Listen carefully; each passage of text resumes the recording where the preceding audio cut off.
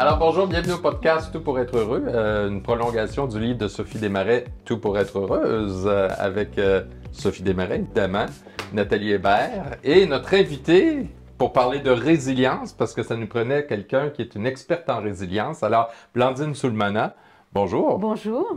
Alors, bien heureux que tu aies accepté notre invitation. Merci de m'avoir invité. Merci beaucoup d'être là. Merci infiniment aussi. Parce Merci. que pour parler de résilience, il faut surtout aussi parler de parcours difficiles. En effet. Hein? Et tu as eu un parcours particulièrement difficile. En effet, oui.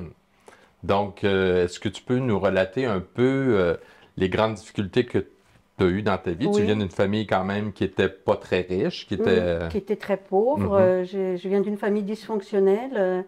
Mon père était un Touareg, donc il est né à la porte du Sahara et il est arrivé en France. C'est l'armée française qui lui a demandé, qui envoyait les jeunes en France faire leur service militaire. Il a rencontré ma mère. Ils ont très vite fondé une grande famille. Et donc, il y a eu beaucoup de problèmes parce que ma mère buvait beaucoup, mon père appréciait mieux aussi. Et on habitait dans une cité ghetto en France, donc on a été beaucoup rejetés par tout le monde parce qu'on était les pauvres, on était les Algériens, on était la mère qui boit, enfin bref. Donc toute cette atmosphère-là a fait que on a été beaucoup critiqués, on s'est beaucoup moqué de nous, on a beaucoup ri de nous.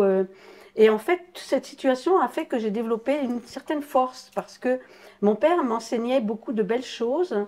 Il était le magicien des mots, mon père. Et mon père me disait, tu sais, quelqu'un qui est méchant avec toi, c'est parce qu'il est malheureux. Donc, je regardais les gens avec bonté, puis je me disais, oh mon Dieu, si je pouvais l'aider. Wow. Donc, je souffrais en même temps parce qu'il y a plein d'enfants qui riaient de nous. Hein. On nous intimidait, on nous disait qu'on n'était rien. Donc, ce sentiment aussi de ne pas avoir de valeur. Mais je me disais toujours, ben, l'amour, c'est plus fort que tout. Donc, mon père me disait toujours ça, l'amour, c'est plus fort que tout. Donc, tu avais un certain soutien avec ton père. Oui, oui. Avant qu'il commence à boire, oui. Mais après, dès que ça a commencé à dégénérer, ça a été difficile aussi. Mes parents se sont séparés. J'ai 3 frères, j'ai moi et ma sœur jumelle, et j'ai 2 sœurs. On était 7 enfants. Et quand mes parents se sont séparés, ma mère nous a emmenés avec elle. J'avais environ 8 ans. Et ça s'est passé assez rapidement. Et ce qui a été qui m'a fait très mal, c'est que j'ai dit à ma mère, est-ce que papa sait où nous habitons pour qu'après le travail, il vienne nous rejoindre? Et ma mère nous a dit, non, votre père est mort. Alors qu'il n'était pas mort, en fait. Mon Dieu. Et je lui dis, mais il est mort quand? Et là, elle me dit, non, en fait, faites comme s'il était mort. Et je lui dis, et c'est quelque chose qui m'a beaucoup marqué, les mots sont extrêmement importants hein, chez nous, les êtres humains, nous sommes des êtres d'émotion, donc les mots ont une extrême importance. Quand elle m'a dit, mais je dis, pourquoi tu nous as pris avec toi, tu ne t'occupes pas de nous? Et ma mère m'a répondu, c'est parce que vous représentez la liberté. Et je dis, que veux-tu dire par là? Elle me dit, parce que si je ne vous avais pas pris avec moi, je n'aurais pas les allocations familiales et le HLM gratuit. Ouais. À partir de là, on a dû se débrouiller, quoi. Et entre frères et sœurs, est-ce qu'il y avait une certaine entraide ou... Oh non, il y avait beaucoup de manque d'amour, donc c'était assez violent. C'était pas rare que le fer à repasser traverse la pièce.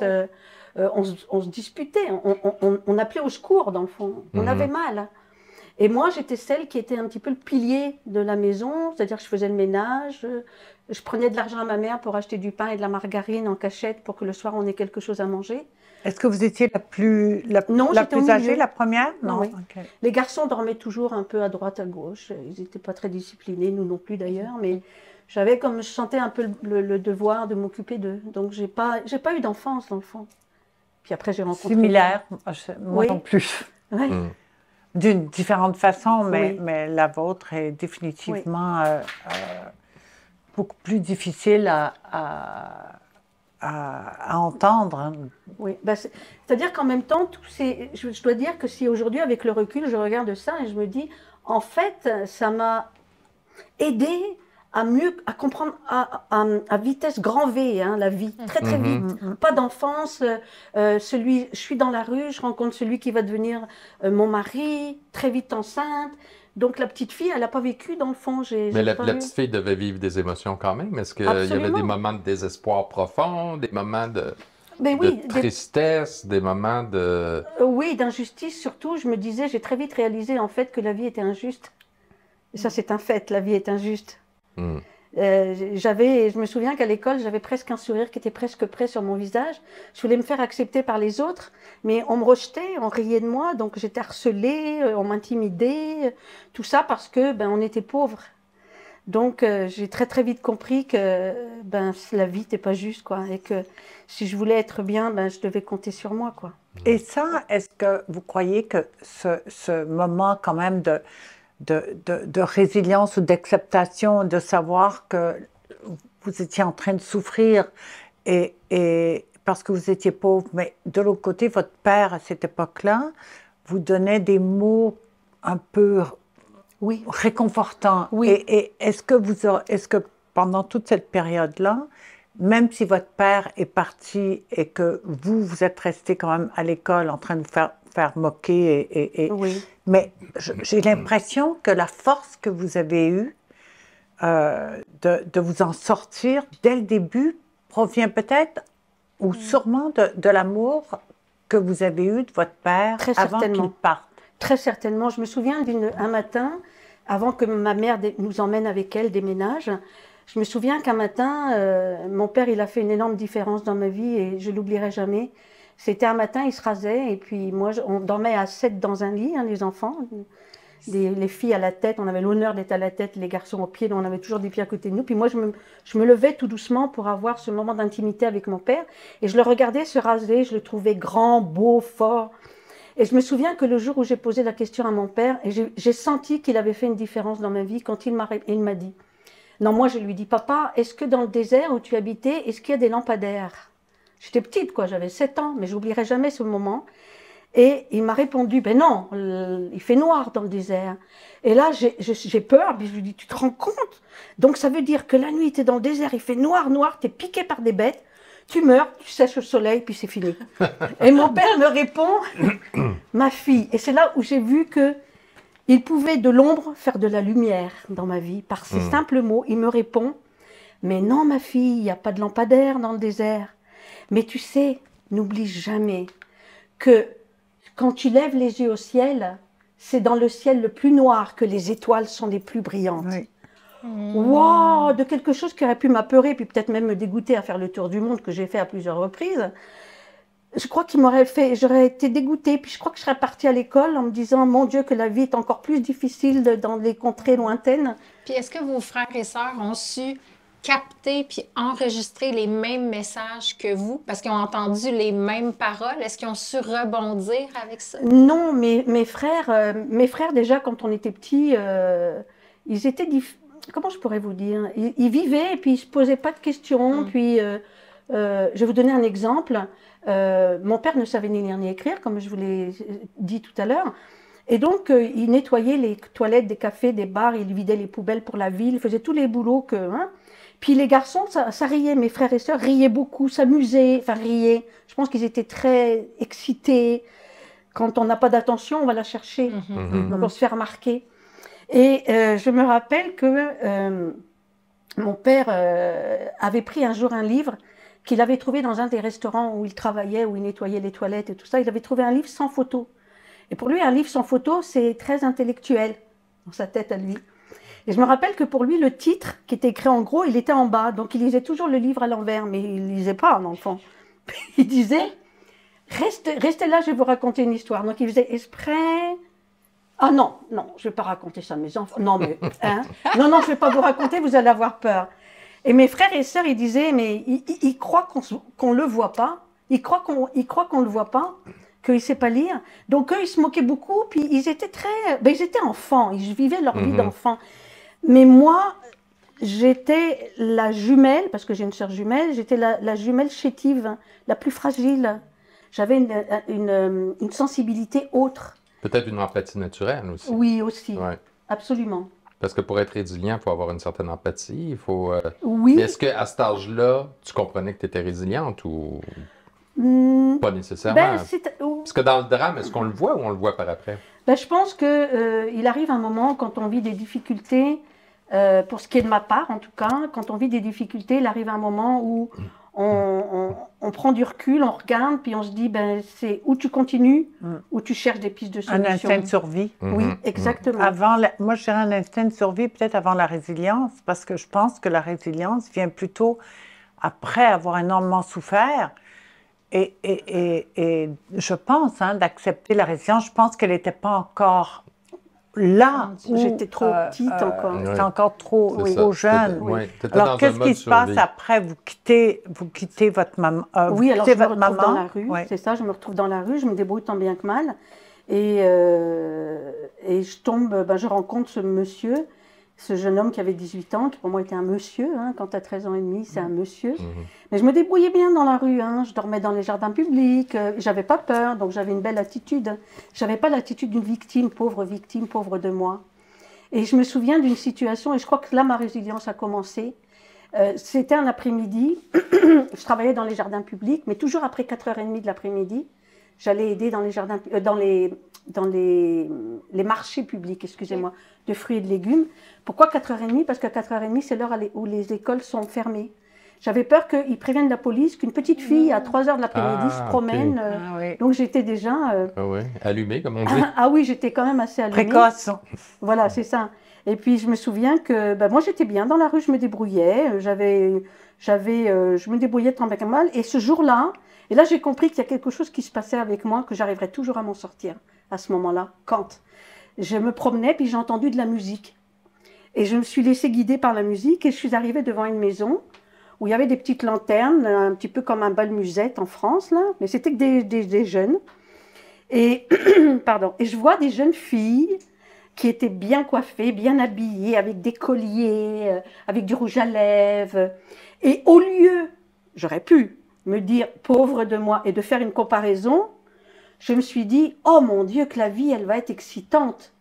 En fait, j'ai réalisé que j'ai transformé ça en faisant, je les regardais, et c'est comme si que loin, au fond devant, je mettais des paniers vides, et tout ce que je voyais dans mon esprit, c'est comme si je le prenais puis je le jetais en avant en me disant « mon Dieu, que la vie, elle va être excitante plus tard ». C'était pas inatteignable. Voilà. Je me disais, la vie, elle va être excitante, quoi. Je pourrais porter des bijoux, je pourrais me maquiller, je pourrais me coiffer, je pourrais m'habiller, je mettrais des chaussures comme ça. Je faisais mes courses, quoi.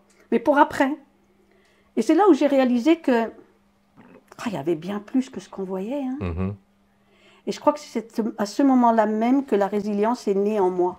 J'en suis même persuadée. Parce qu'après, j'ai toujours agi comme ça, de cette manière. Mais ça a pris quand même un certain temps, dans le sens qu'après ça, il y a eu d'autres difficultés, d'autres malheurs. Oui. Est-ce que, à cette époque-là, parce que vous êtes encore jeune quand vous voyez ça, est-ce qu'on peut dire que la résilience est un peu un mélange avec justement le positif, quelque chose plus... Oh, je suis positive, je vois ça, je vois ci, je vois ça. Un peu comme on dit tout le temps, de voir le verre à moitié plein ou le verre à moitié vide. Oui, avant d'être résiliente. Et que ensuite, vous rencontrez l'homme qui va devenir votre mari, avec le fait qu'il vous a dit que vous étiez jolie. C'est la première fois qu'un homme vous dit que vous êtes jolie. Je trouve ça assez exceptionnel et moi, ça vient me chercher de très loin pour plusieurs raisons. Mais ensuite, parce qu'il vous trouve très jolie, évidemment, vous tombez amoureuse. Oui, je tombe amoureuse de la reconnaissance qu'il a eue envers moi, en fait. Et cette reconnaissance m'ouvre une porte en me disant, il y a vraiment plus que ce que je pensais.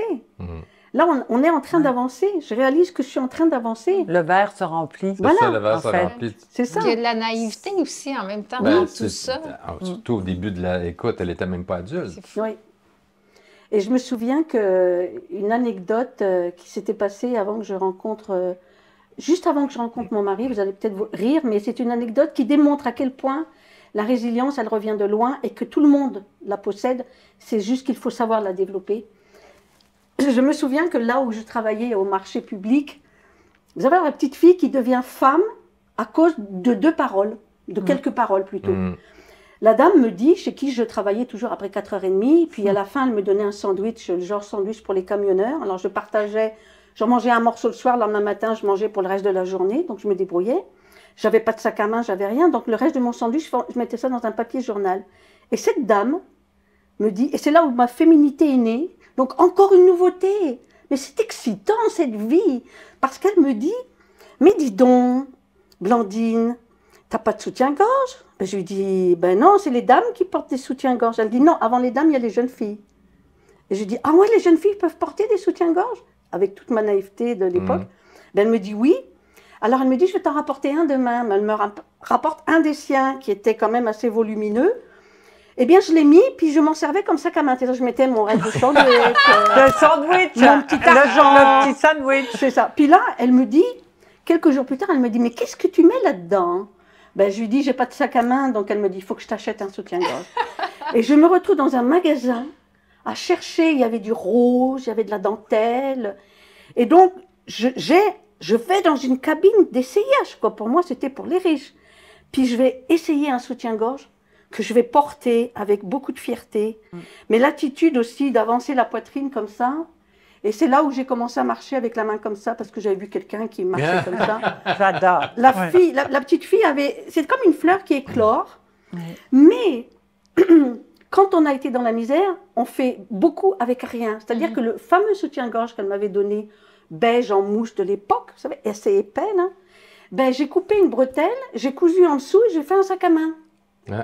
Alors, je me promenais avec mon petit sac à main en soutien-gorge. J'adore. Puis les gens me regardaient, me souriaient. Je me disais, oh, c'est parce qu'ils voient que j'ai un soutien-gorge que je suis une jeune fille. Puis est-ce que cette femme-là réalisait à ce moment-là que vous étiez seule puis laissée à vous-même? Est-ce qu'elle se doutait? Non, je sais pas en fait. Vous n'en parliez pas? Non, parlez pas. C'était comme, vous savez, quand quelque chose est pratiquement invisible, où il n'y a pas besoin de mots, qu'on est juste là, qu'on fait.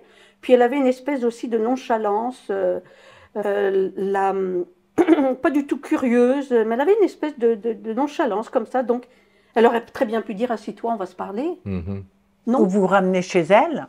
Par exemple. Mais je pense qu'elle a vu en moi une petite fille qui se débrouillait bien. Ah oui, parce que je lui avais dit aussi, elle me dit, mais pourquoi tu as besoin de sous? Parce que je lui ai dit, j'en ai assez de gagner, de manger, seulement avoir des sandwichs, j'aimerais bien avoir un peu de sous. Elle me dit, pourquoi faire? Ben, je dis, pour aller à la douche municipale de la ville, là où les pauvres gens qui dorment dans la rue vont se laver. Puis, la première fois où j'étais dans la douche, c'était hallucinant, j'avais toujours des longues tresses. Puis, comme je n'avais pas de ruban pour mettre au bout de mes tresses, je prenais des bouts de journaux que je coupais en longueur, puis je tournais ça au bout, puis je faisais une petite rosette. Ah oui. Donc, soutien-gorge en sac à main, les petits rubans en papier journal, et je me promenais comme ça. Et Donc, il y avait une certaine inconscience aussi de... Oui. On voulait... Parce que c'était un drame, dans le fond, ce que vous viviez. Oui. Mais il y avait comme une espèce d'inconscience. Il y avait comme une inconscience, mais en même temps, si aujourd'hui, avec le recul, je me disais que la résilience était déjà en train de se développer. Oui. Parce que je n'avais pas le regard... Elle n'était pas fâchée, en fait. Non, elle trouvait le côté positif de ça, le sac à main, de ça. C'est d'un côté... côté... un déguisement. C'est ça. Hein? Mais c'est d'un côté, vous parlez des jeunes qui vous intimidaient, puis que vous sembliez en souffrir, mais en même temps, on vous sent très affranchi du regard des autres. Oui. Ben, ça me faisait souffrir, parce que c'est pas drôle quand on rit de nous, quand on... Alors, il y avait encore une autre... Enfin, il y a beaucoup d'anecdotes, mais bref. Mais en même temps, pour moi, mon père, il disait toujours, l'amour, c'est plus fort que la méchanceté. Donc, dès que je commençais à flancher, je me disais, ah, mais... Donc, il n'y avait pas l'ombre seulement, il y avait aussi la lumière.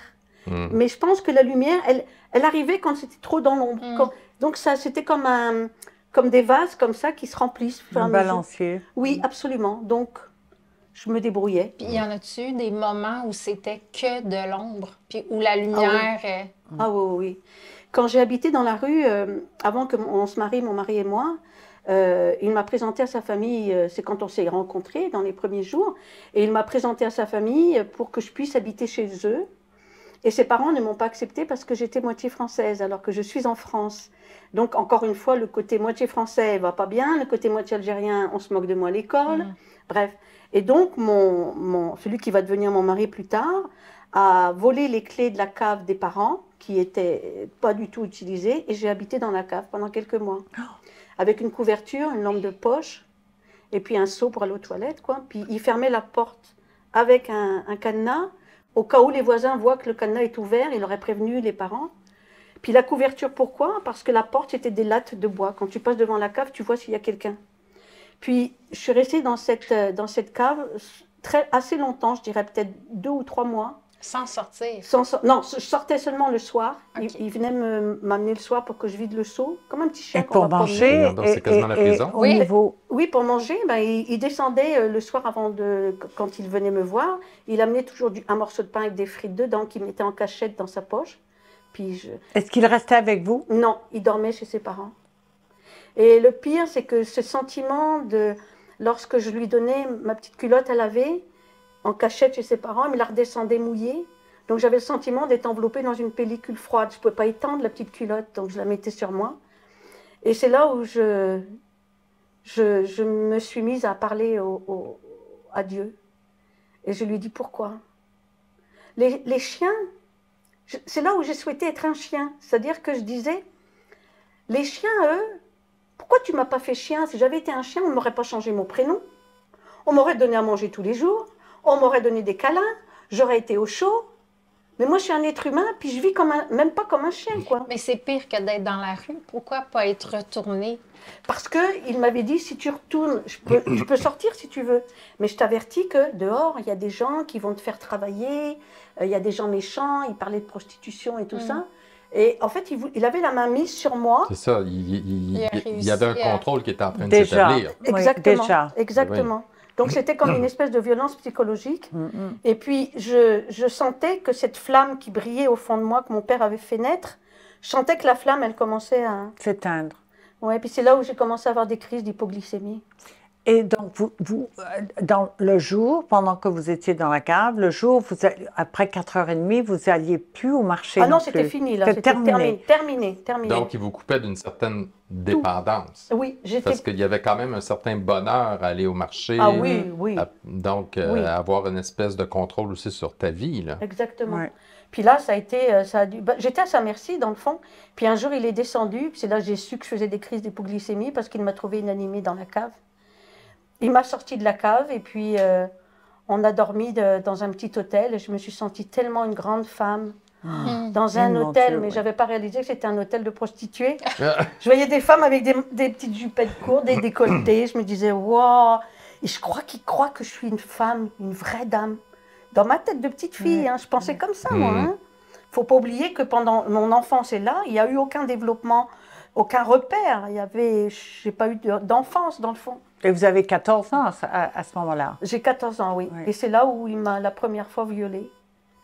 Et c'est bizarre parce que j'ai senti, on est entré dans la chambre, il y avait juste un petit lavabo, puis les toilettes étaient sur le palier pour toutes les chambres de l'étage. C'était un petit hôtel très, très misérable. Et je me souviens qu'il y a quelque chose qui m'a parlé ici. Et je me suis enfermée dans les toilettes et il m'a dit « Sors, sinon je défonce la porte ».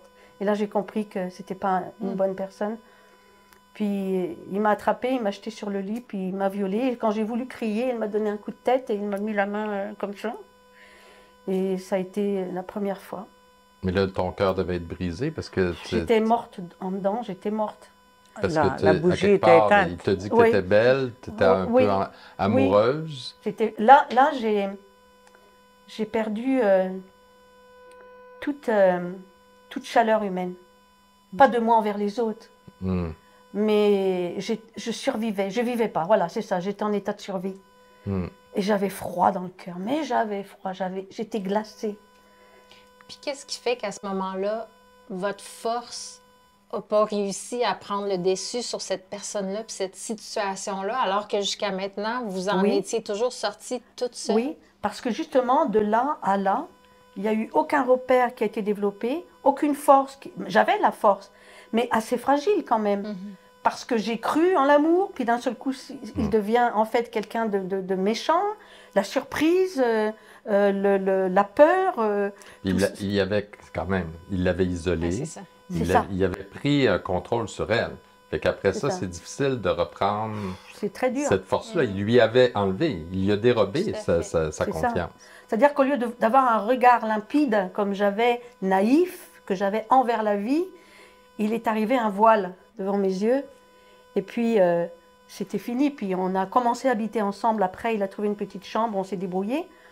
Puis, Après le viol, après que vous êtes fait le viol, violer. oui. ouais. Oui. Puis dans cette petite chambre, je me souviens toujours, et c'est là où quand je fais des conférences dans les écoles et que je dis, si vous êtes témoin de la violence que vivent des jeunes ou de l'intimidation, il faut parler, parce que si vous ne parlez pas, c'est que vous êtes d'accord. Donc le plus grand allié de la violence, c'est le silence. Si tu ne parles pas, quand tu vois quelque chose. Et pourquoi je dis ça? Parce que j'ai été très marquée quand il me frappait à coups pas de table, de chaise, et je criais.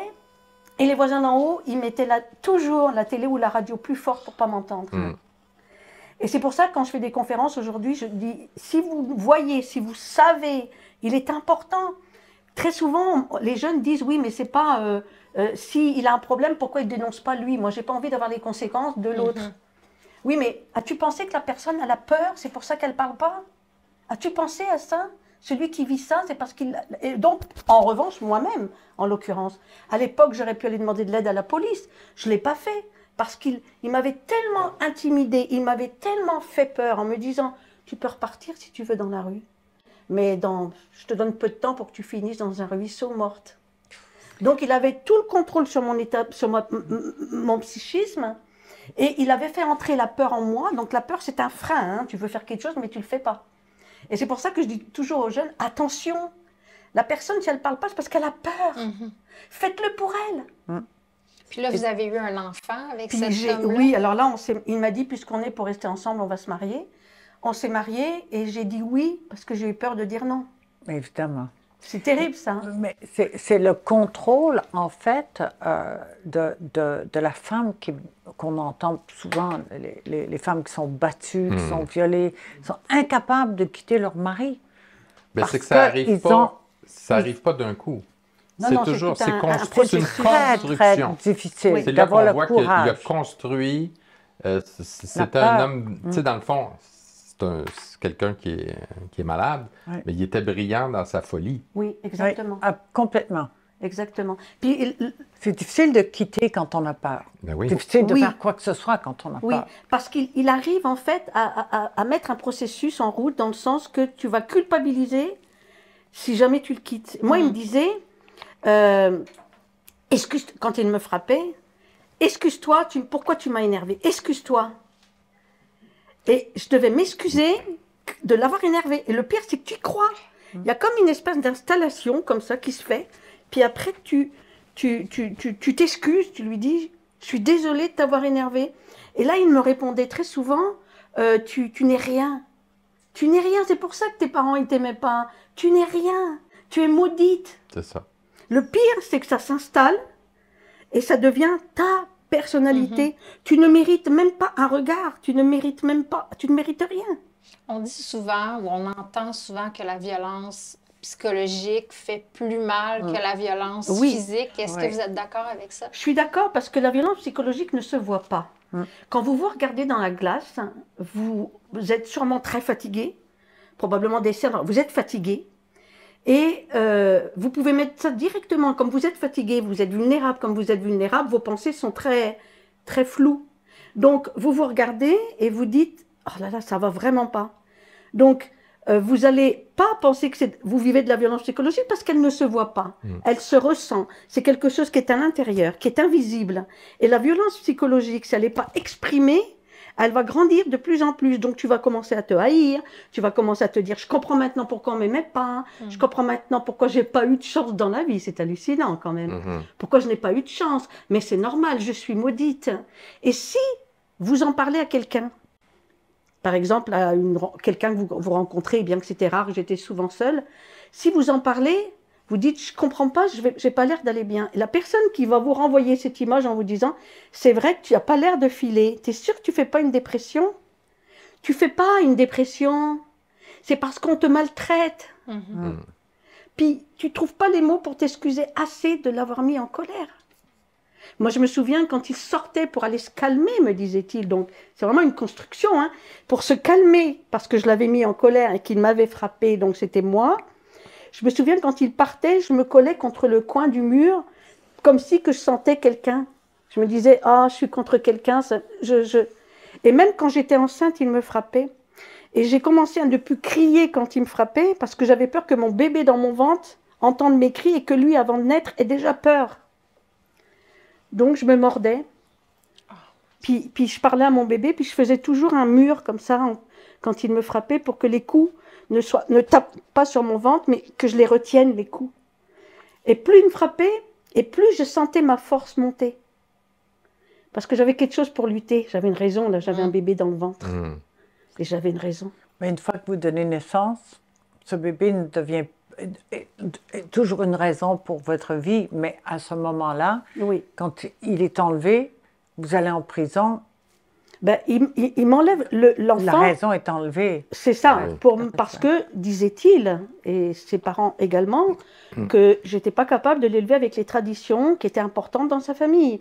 Parce que mon père était algérien, mais qu'il ne pratiquait pas la religion musulmane. Donc ça, c'était une raison assez puissante pour se donner la raison de m'enlever l'enfant. Le pire, c'est que quand ils me l'ont enlevé, je suis sortie de l'hôpital et la mère avait loué un tire-lait pour que je pompe le lait, pour le mettre dans les biberons, pour que les biberons...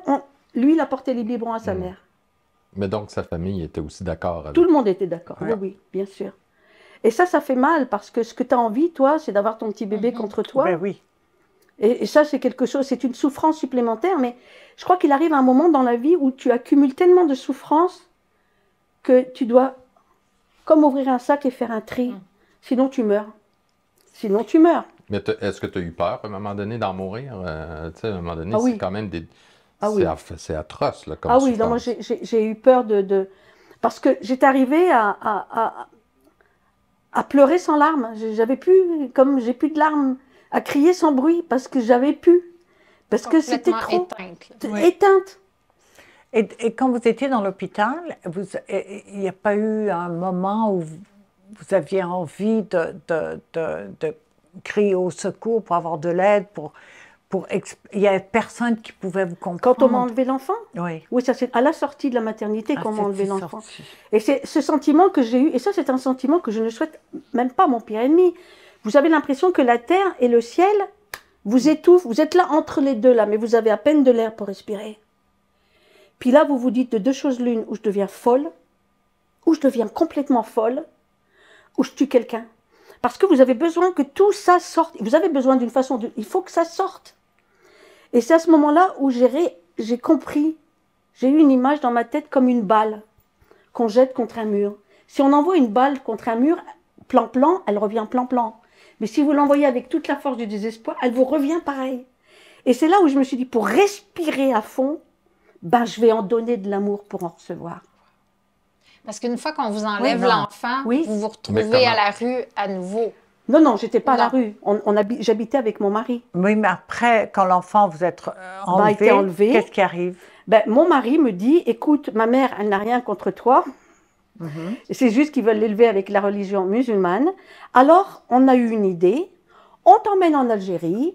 Tu apprends dans la famille comment élever un enfant avec la religion. C'est une façon de faire. On reste 3-4 semaines. Ensuite, on revient. Et là, ma mère, elle n'aura plus de raison de le garder. Moi, naïve, la cru. Je l'ai cru. Ben oui. Tout le monde aurait fait pareil parce que j'étais. Ben évidemment. J'étais assoiffée d'amour. C'est ça.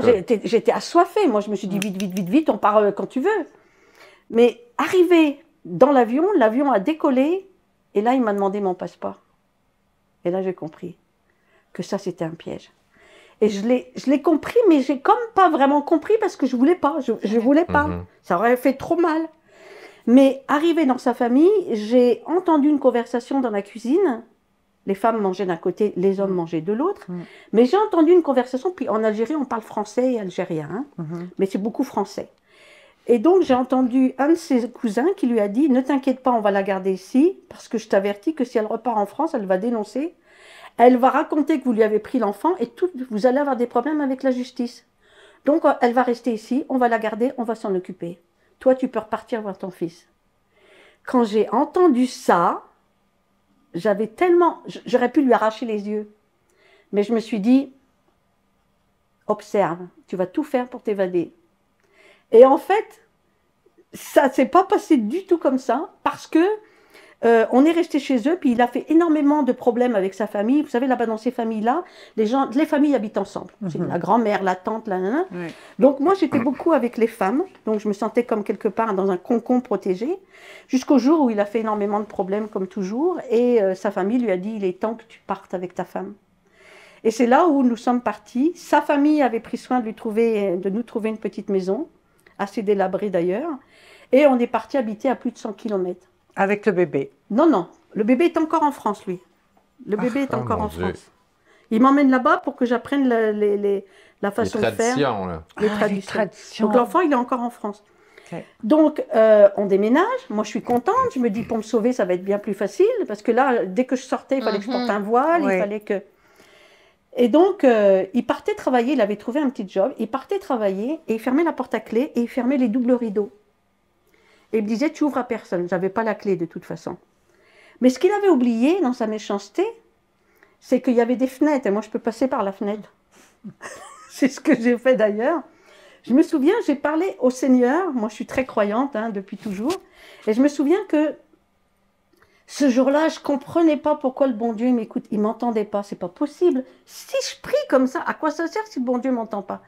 Et je me souviens, dans ma grande naïveté, que mon père, parce que mon père, je fais une parenthèse, pardonnez-moi, mon père me disait toujours, ma fille, il n'y a pas juste ce que tu vois, il y a bien plus que ça. Pense, réfléchis, fais comme si tu voyais un grand tableau noir et qu'il y a une brèche. Mets tes mains dedans et tire de toutes tes forces, tu vas voir la lumière qui va rentrer. Mais ça, c'est toi qui dois le faire. Donc c'est dans la tête tout ça, mais cette image, je ne l'ai jamais oubliée. Et je me suis C'est une belle dit, image, par Ouais. contre. oui. Et je me suis dit, mais pourquoi le bon Dieu ne m'entend pas? Donc je suis restée sur ma réflexion, j'ai poussé ma réflexion. J'ai dit, ça y est, j'ai compris, dans ma grande naïveté encore. Je me suis dit, c'est qu'à chaque fois que je prie dans une maison, il y a le toit entre moi et le Tout Seigneur. est fermé. On m'entend pas. Je vais rouvrir les fenêtres. Ah, tu vas ouvrir Je la vais fenêtre, ouvrir tu vas la parler fenêtre. direct.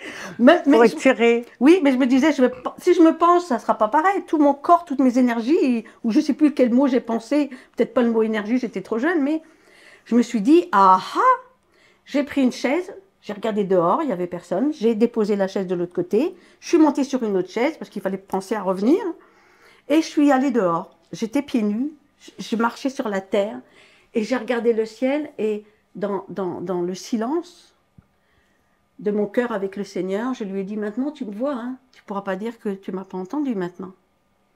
Et c'est là où une jeune fille traverse la route, une des voisines, et elle vient et elle me dit bonjour. Je lui dis bonjour, elle me dit c'est toi la Française? En France j'étais une Algérienne. Hein. Et là je lui dis oui. Et là elle a une attitude très théâtrale hein, et elle me dit, elle voulait peut-être m'impressionner, mais moi elle m'a vraiment, c'est vrai, impressionnée en plus. Hein. J'ai appris à travers les branches que ton mari te frappe. En fait, elle était en train de dire qu'elle m'entend crier quand mon mari... bon. J'ai dit oui, mais il ne veut pas que je le dise. Hein. Elle m'a dit moi non plus, il ne veut pas que je le dise. Oh! J'ai dit toi aussi, il te frappe? Elle me dit oui. C'est comme une sœur d'infortune. Elle me dit viens prendre un café à la maison. On va parler, j'ai un téléphone si tu as besoin. La première fois où je suis allée chez elle, elle avait disposé des petits biscuits dans une assiette avec un petit napperon. Mais bien disposée, là. J'étais très impressionnée. Je dis, je crois qu'elle voit une dame devant elle. Alors, je me disais, ben, je vais faire comme elle. Puis, elle m'avait donné un café avec une soucoupe et une tasse. Pas une tasse, non, non, comme ça. Et je me disais, waouh.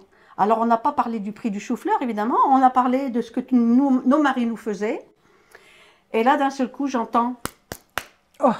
Et c'était mon mari, il est venu me chercher. Et puis, c'est là où ça s'est mal passé.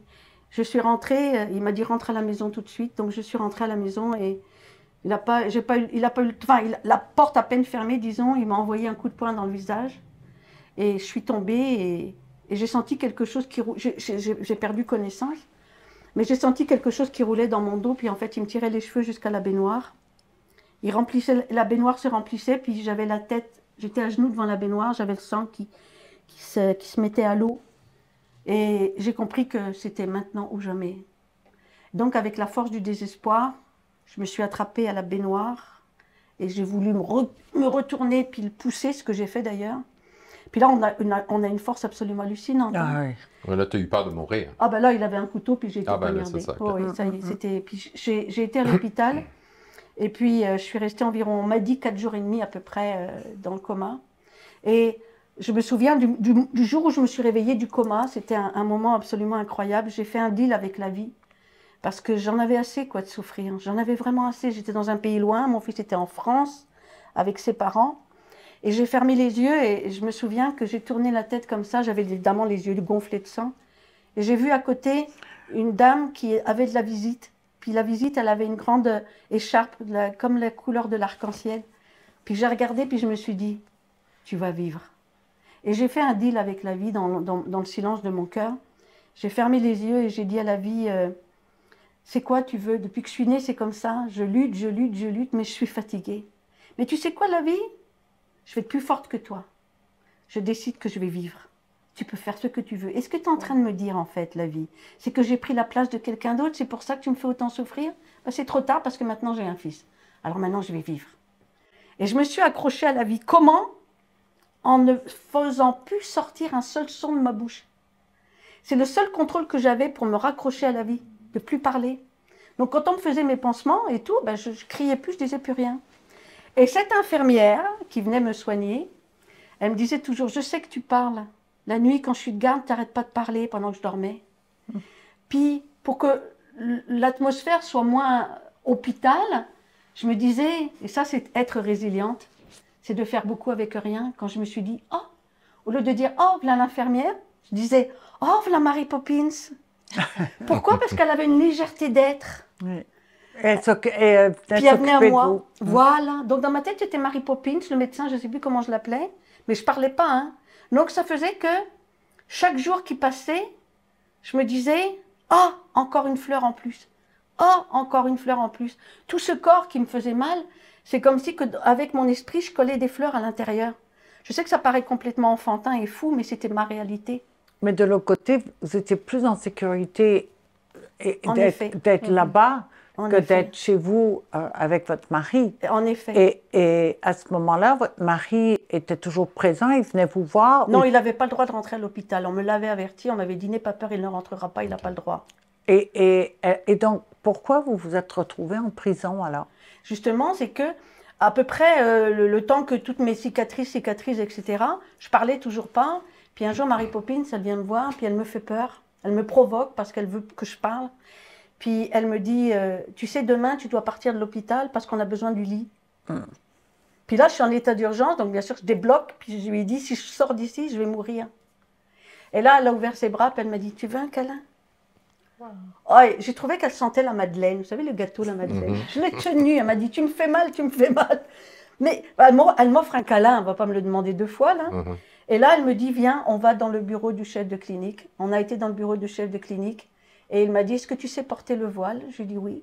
Il m'a dit, sais-tu porter le voile avec juste un œil? J'ai dit oui. Et il m'a dit, je te donne un voile. Il y a une voiture blanche, une Fiat blanche qui t'attend devant la porte de l'hôpital. Tu sors. Donc, avec un voile, je suis une forme anonyme parmi tant d'autres. Donc, je me cache et c'est comme ça que le chef de clinique va me cacher chez lui. Et avec l'aide du consulat français, on a eu une sortie de territoire parce que je n'avais plus de passeport. Il était chez mon mari.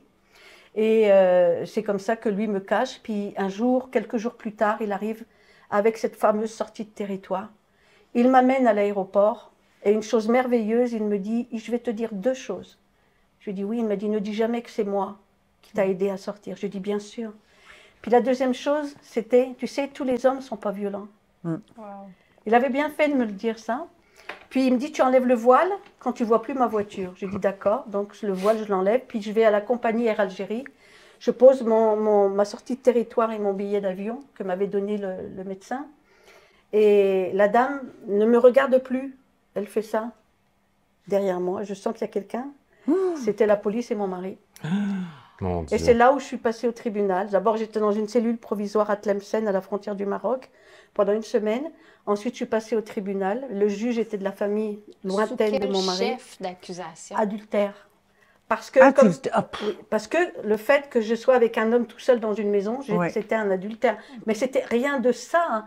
C'était mettre du sale où c'est propre, en fait. C'était fou. Mais habituellement, on faisait comment est-ce qu'on appelle ça, pour l'adulte, quand on est adultère en Algérie, oui. on se fait lancer les pierres. Ah oui, non? on se fait lancer les pierres ou tu fais de la prison. Ouais. Donc j'ai été condamnée à 9 mois de prison ferme. Et j'ai fait mes 9 mois de prison ferme. Puis une semaine, mon mari n'est jamais venu me voir. Puis une semaine avant la fin de mes 9 mois, quelqu'un vient me voir à l'hôpital. Et je pense que c'est mon mari, donc je vais là où on va, au parloir, pardon. Et je vois quelqu'un que je ne connais pas, un monsieur, puis je lui dis, vous êtes? Il me dit, je suis de la famille de ton mari. Il me dit, je suis venu te voir parce qu'on va te faire sortir, parce qu'on a conscience que si tu sors et que tu repars chez lui, il va te tuer. Puis tu comprends, nous, on est une famille connue, on ne veut pas que notre nom soit sali, on ne veut pas notre nom sur la première page du journal. En fait, ce qu'il est en train de me dire, c'est qu'il peut te tuer en France, il n'y en a pas de problème. Mais pas chez nous. Mais pas chez nous. Puis là, tu sais pas, tu sais pas si c'est vrai. Est-ce que qui c'est lui? Je le connais Mais pas. là, tu devais douter aussi après toutes les histoires qu'on t'avait racontées. Tu disais, est-ce que c'est une autre histoire? Est-ce que Tu qu'est-ce qui va deviens un m'arriver? peu, ben c'est ça, tu deviens un peu parano. Parce que tu te Un dis... peu. Ouais, tu te dis, Complètement parano. mais j'y suis allée parce que c'était ça où je sortais quand mon mari viendrait me chercher, quelques jours plus tard.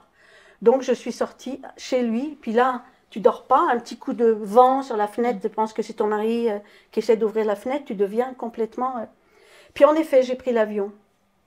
Et dans l'avion, entre le pays de mon père et le pays de ma mère, 2 heures de vol, c'est là que j'ai pris mon identité.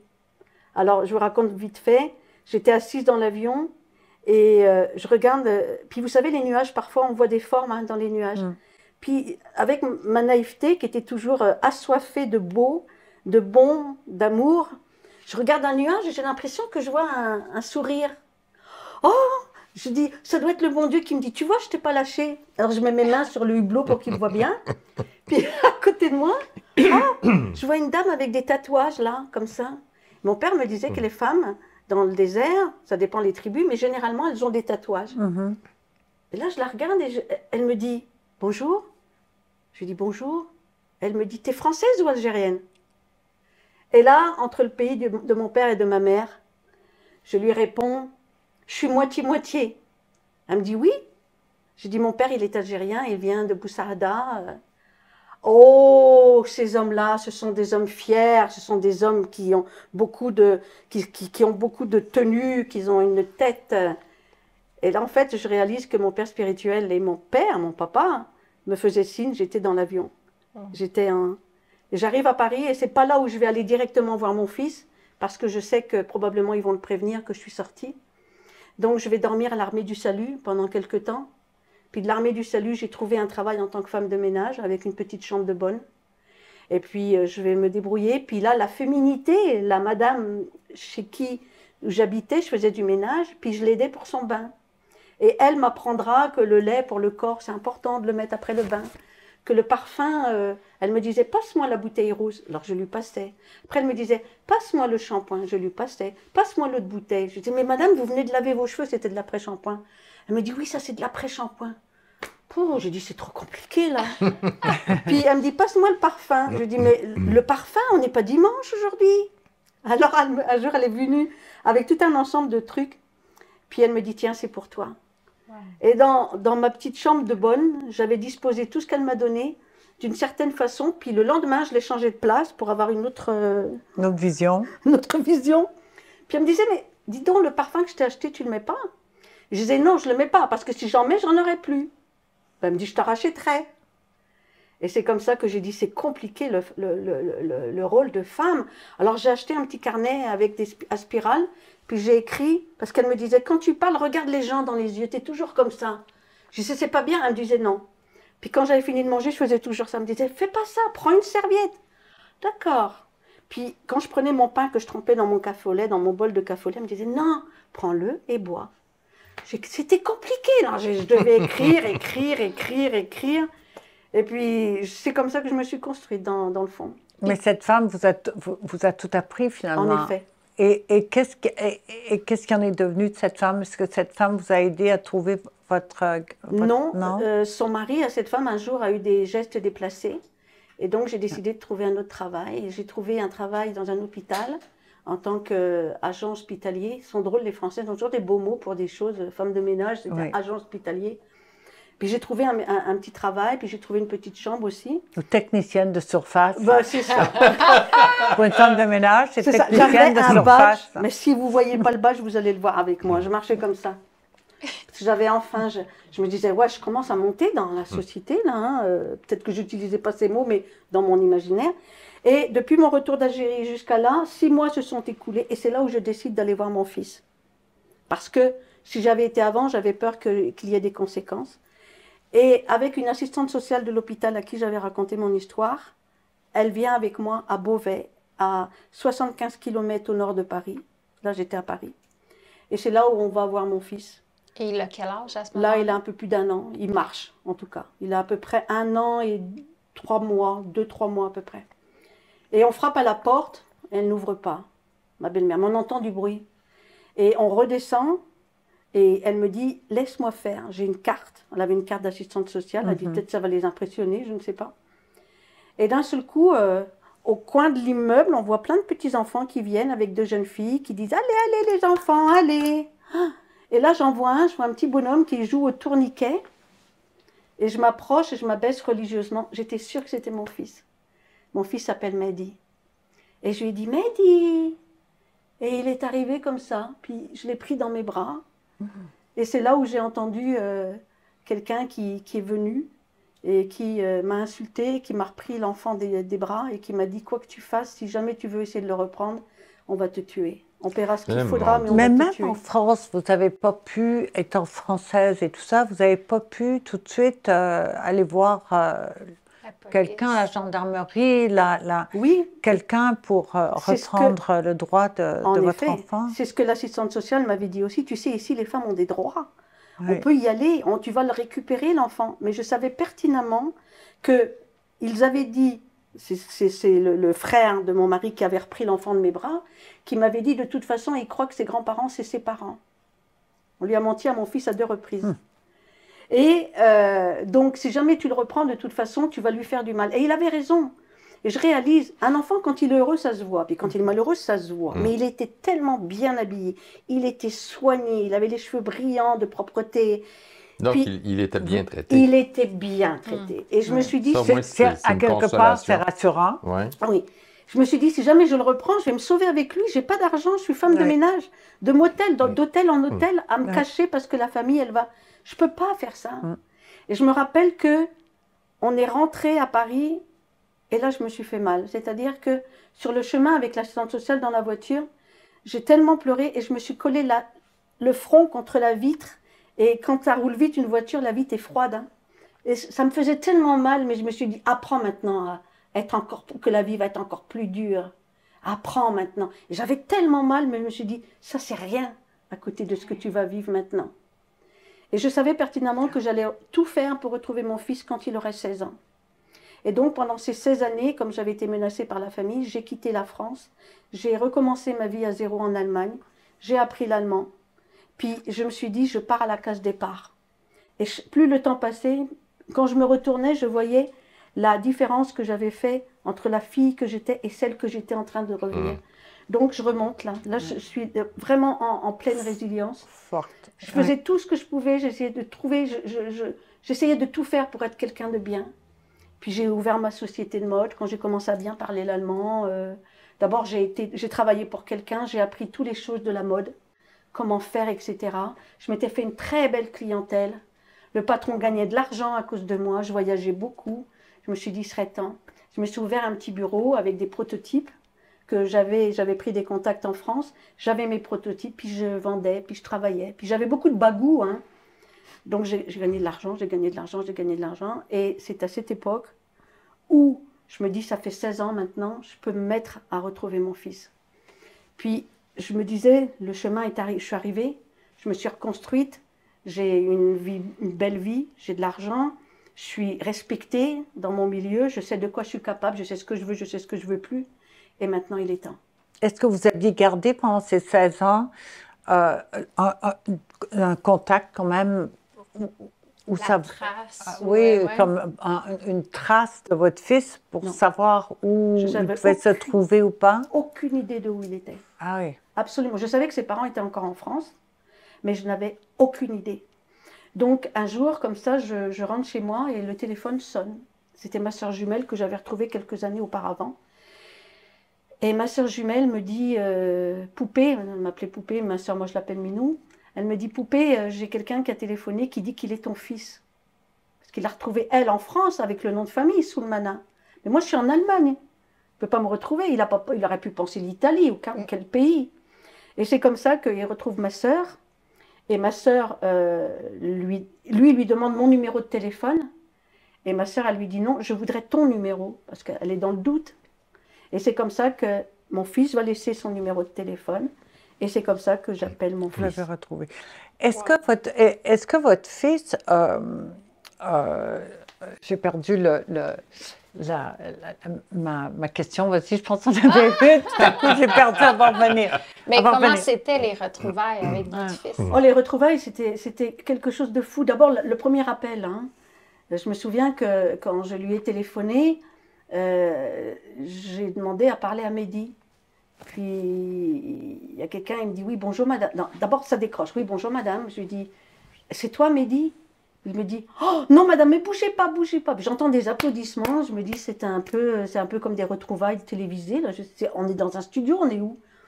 Et en fait, c'était ses copains d'école qui étaient là, qui attendaient que je rappelle. Wow. Parce que mon fils avait appelé ses amis en disant, ouais, ma mère, elle va sûrement me rappeler aujourd'hui. Donc, tous ses copains de classe étaient là. Et mon fils arrive au téléphone. Et je ne sais plus quoi lui dire. Est-ce que c'est moi ta mère, c'est moi Blandine, c'est moi maman? Je ne sais plus. Et je sais que je lui ai dit, je crois que je lui ai dit, c'est moi ta mère. Puis il m'a lâché un, ouais, c'est cool. C'est pas vrai, c'est pas ça les retrouvailles. Oui, mais lui, ça faisait pas longtemps qu'il savait que j'existais. Mais comment est-ce qu'il, c'est ça que je voulais vous poser. Oui. Alors, comment est-ce qu'il a su que finalement, ses parents, c'était pas les gens avec qui il vivait, c'était quelqu'un d'autre? D'accord.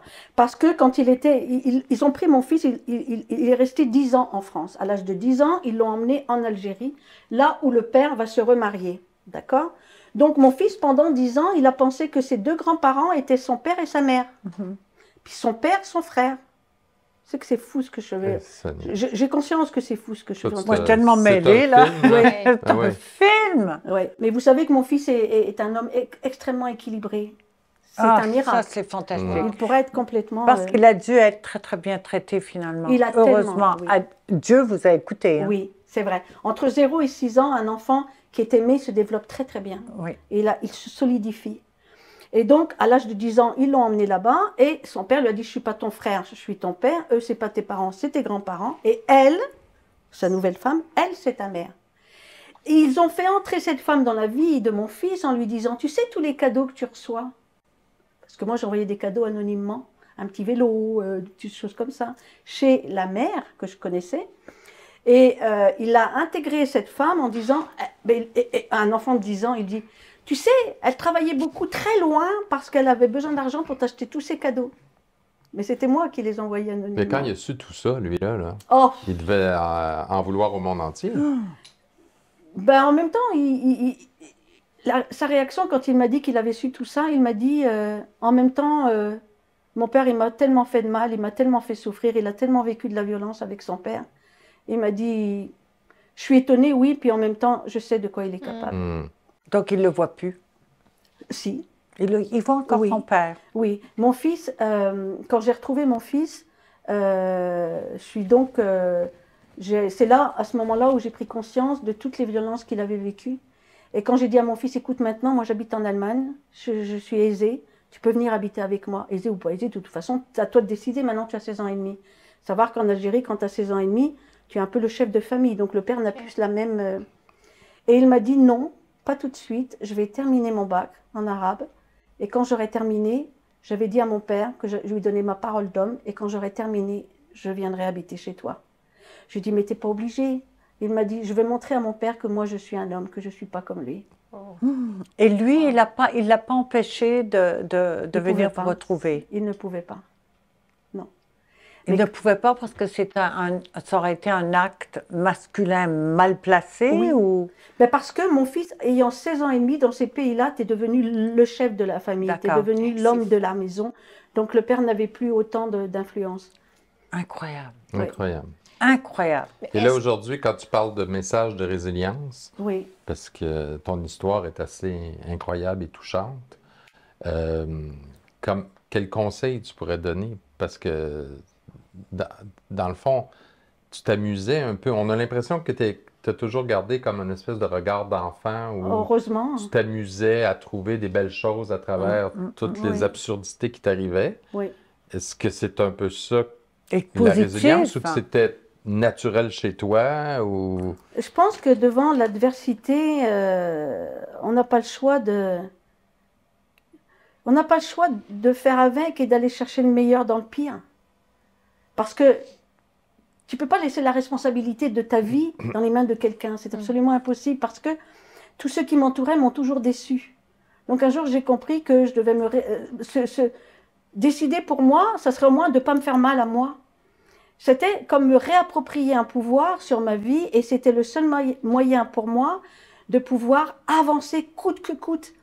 En fait, je disais aux gens, je disais à ceux que je rencontrais les mots que j'aurais aimé entendre. J'aimais transfuser du courage et de l'amour parce que j'en avais manqué, je savais comment c'était d'être en manque d'amour. Et puis, je me souviens, une fois, mon fils m'a dit, quand j'ai dit à mon fils, dis-moi mon fils, quand je l'ai retrouvé, quand il est venu habiter avec moi, quelle est la plus belle chose que ton père t'a inculquée? Et mon fils, il m'a dit, il y en a juste une. J'ai dit, oui, laquelle? Il m'a dit, mon père, il m'a montré tout ce qu'il ne faut pas faire. Oh. Alors, à partir de là, ça va bien aller pour moi. Ah. Il était intelligent, votre fils? Oui. Wow. Oui. Et là, Blandine, j'espère que maintenant, tu reçois beaucoup d'amour. Oui, beaucoup. Beaucoup d'amour. Et puis, juste avant de terminer, j'aimerais vous dire une seule chose. C'est que la résilience, c'est ça aussi. Quand vous avez porté un enfant pendant 9 mois, puis qu'il ne vous a jamais appelé maman, parce qu'il ne m'a jamais appelé maman, que même là, il faut y mettre de l'humour, même si tu as le cœur un peu déchiré quand même, parce que quand il est venu habiter avec moi, j'aurais aimé qu'il m'appelle maman. Chaque fois, il me disait « Hé, écoute, Je me disais « Mais quand est-ce qu'il va m'appeler maman ?» Et je voulais vraiment que ça vienne de lui. Donc, moi, je mets beaucoup d'humour. La résilience, c'est aussi ça, c'est de voir du beau là où il n'y en a peut-être pas. C'est d'essayer de retransformer tout ce que tu ne peux pas changer. Je n'ai aucun contrôle sur ce qui s'est passé. En revanche, j'ai un contrôle sur ce qui reste. Je me souviens de cette journée où mon cœur, il a eu un beau pansement. J'étais dans la cuisine, il m'appelle, il me dit « Viens voir quelque chose à la télé ». Je me souviens que ce jour-là, je me suis dit « Waouh, je me suis fait du bien toute seule ». Parce que je vais à côté de lui, il est assis, et il lève les yeux comme ça, et je vois ses longs cils. Mon fils, il a des yeux en amande avec de très longs cils. Et je le regarde, je lui dis « Oh, t'as des beaux yeux, mon petit ange ». Puis, sur le ton de la plaisanterie, je lui dis « Tu sais qui c'est que tu me fais rappeler ?» Il me dit « Non ». J'ai dit « Tu sais le film de Walt Disney, le petit fan, là, le petit Bambi, que tu donnerais le bon Dieu sans confession quand il fait ça, là ?» Et il me dit « Oui ». Il me dit « Et ?» Je dis « T'as les yeux comme lui ». Et là, mon fils, qui a énormément d'humour, se lève et me dit « Comment elle s'appelle, la mère du petit fan ?» J'ai dit « Ça doit être une biche ». Et là, il m'a dit « Je te baptise la biche ». Depuis, il m'appelle la biche et moi, je l'appelle mon petit fan. Ah non, mais ça, c'est maman. Je vous jure. Ben oui, voilà. Ça veut dire maman. C'est maman. Voilà. Quand j'arrive à l'aéroport à Düsseldorf, c'est ça. Je lui dis « Oh, mon petit fan », il dit « La biche ». Les gens, ils disent « Hein ?» Mais c'est réparé. Oui. C'est réparé. Mais merci C'est sa beaucoup. façon à lui de... Merci beaucoup pour ton témoignage. Oui. Je vous en prie, ça m'a J'espère que fait va Moi, j'ai changer. les frissons. Hein. Depuis Je trouvais le ça début, j'ai les important frissons. de t'avoir avec nous parce que justement, avoir des témoignages de résilience, c'est là qu'on voit qu'il y a des gens qui ont vécu bien pire que nous, des fois, Oui. qu'on ne peut pas quantifier la souffrance. C'est ça. Mais les gens qui ont vécu des trucs, des fois, qui nous apparaissent quasiment impossibles, qu'on voit dans les films. Oui. Puis nous, On a on toujours s'était peur. croisés. Oui. Puis moi, quand je vois des gens qui sont encore heureux malgré tout ça et qui ont encore le goût de donner aux autres, ça me touche beaucoup. Et le goût de continuer à vivre et de partager. C'est comme je disais tout à l'heure, moi, personnellement, j'ai l'impression que j'ai plus le droit de dire à quelqu'un « je souffre ». Parce que, et par moments, il y a une aide à connaître des gens comme vous, parce que dans des moments difficiles, on pourrait, je pense que nous, on a une sensibilité, pouvoir connecter avec des passages d'aujourd'hui, pouvoir se dire « wow, Sophie, tu peux avoir mal, mais pense à la biche. On va passer à la biche à On va passer à la biche. Merci beaucoup. Et on va aller, Merci à et vous. je suis sûre qu'on ira mieux. Tout à fait. Donc, Ben, bravo. merci, c'est le Oui. message que je voulais passer et que si j'ai pu faire du bien avec ce témoignage, si j'ai pu arriver à transfuser quelque chose, au moins ne serait-ce que d'une lueur d'espoir, eh bien, j'en suis très heureuse. Et c'est ce que je fais quand je vais rencontrer les jeunes, quand je rencontre les femmes, quand je fais tout ce que je fais. J'ai plusieurs sujets de conférences et j'aime donner ce que j'ai pas reçu parce que on sait ce que c'est quand on est vide, quand on a froid dans le cœur. Et si par mes paroles ou par même mon témoignage, je peux donner de la chaleur humaine, alors tant mieux. Alors oui, puis merci à vous de m'avoir accueilli, merci à vous de m'avoir donné cette opportunité de pouvoir essayer de donner. Puis j'espère vraiment que ça fera une petite différence, ne serait-ce que pour une personne. Alors j'aurais été contente, je serais très contente. Merci Merci infiniment. beaucoup. Merci à vous. Merci. Merci à vous.